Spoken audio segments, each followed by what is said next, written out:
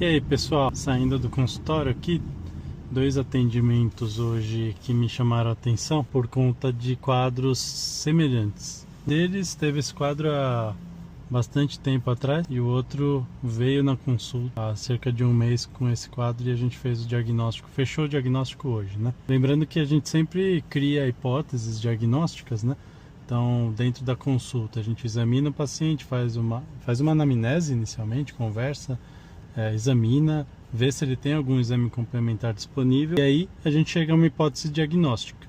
Eventualmente a gente precisa complementar com outros exames, né, que a gente chama de exames complementares, que pode ser exame de sangue, exame de imagem, tomografia, ultrassom, ecocardiograma, enfim, vários exames possíveis. O primeiro paciente, ele é um paciente antigo meu que já teve histórico de cálculo renal e que no ano passado teve uma crise que não teve dor, teve sangramento na urina, então uma urina vermelha com bastante sangue, e ele procurou o pronto-socorro e ali foi diagnosticado que o cálculo que ele tinha aumentado e inclusive estava com uma dilatação do ureter, ou seja, tinha cálculo, uma pedra no ureter que estava obstruindo o fluxo de urina e isso estava fazendo uma dilatação para trás ali, dilatando um pouco do rim.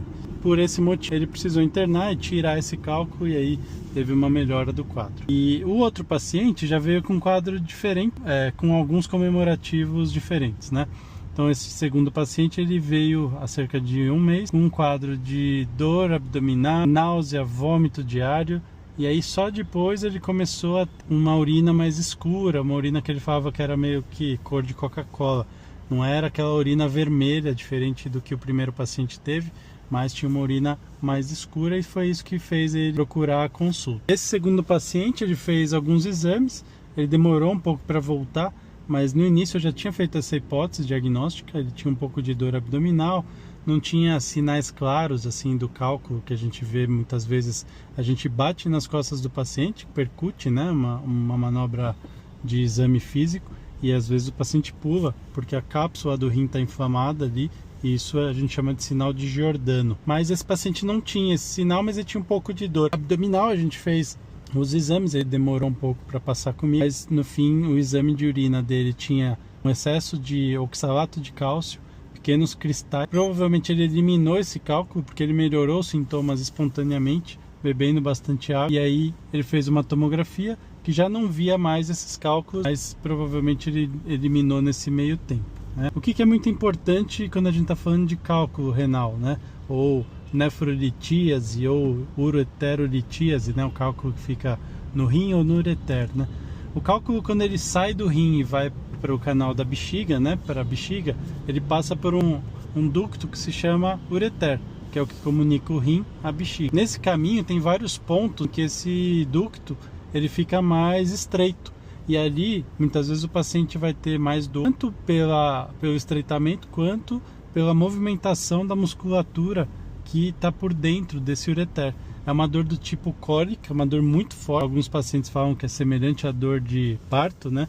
Principalmente as mulheres que já tiveram algum parto. E ela é acompanhada de náusea, vômito, dor abdominal, essa dor lombar, né? Às vezes é uma dor no homem que irradia do abdômen para o testículo. Na mulher pode irradiar para a região genital também. E, frequentemente ela é acompanhada de sangue na urina. Então os dois pacientes tiveram um quadro de sangramento na urina que é muito frequente do quadro de ureterolitíase ou de nefrolitíase. Então é algo que eu queria chamar a atenção para esse tipo de paciente, para esse tipo de doença, porque às vezes a pessoa passa várias vezes no pronto-socorro, não consegue diagnosticar porque não vê uma urina alterada, ou então trata como infecção urinária. Esse paciente, por exemplo, depois da consulta ele foi no pronto-socorro e trataram como infecção urinária, mas ele não tinha nenhuma alteração infecciosa, um hemograma normal, colheu até exame de urocultura que veio negativa, então a hipótese foi bem feita. E aí o que a gente faz, né, para prevenir a formação, no caso dele, por ser um cálculo provavelmente de oxalato de cálcio, primeiro, investigar a causa. Então, se não tivesse a causa aí como cálcio, né, eu teria que fazer a pesquisa de alguns eletrólitos, de alguns sais no sangue, principalmente aí o cálcio, ácido úrico, fósforo, que são alguns dos eletrólitos principais que podem depositar ali e formar cálculos, né?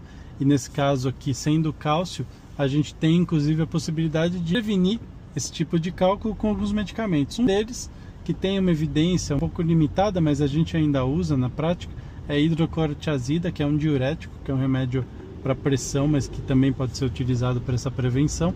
O outro seria uma suplementação com sais de potássio, que ajudam a melhorar a precipitação do cálcio na urina e o paciente ter menos quadros de nefrolitíase ou ureterolitíase. Então eu quis compartilhar esses casos com vocês, né? Apesar de um ter sido mais antigo, o outro mais agudo, mas pouco do que eu vi hoje no meu consultório e agora voltando para casa para dar continuidade ao meu dia.